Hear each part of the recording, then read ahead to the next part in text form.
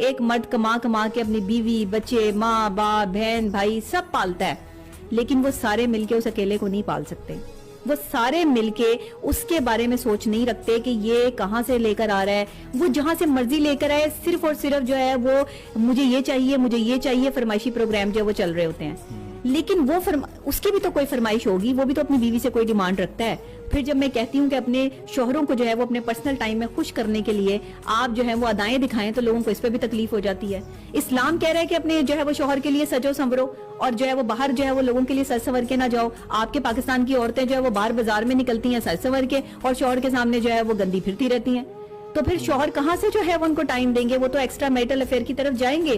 وہ تو ایک صاف ستھری جو ہے وہ نکھری ہوئی عورت جو ہے وہ دیکھیں گے، کیونکہ عورت کو بنایا ہی خوبصورتی کے لیے ہے.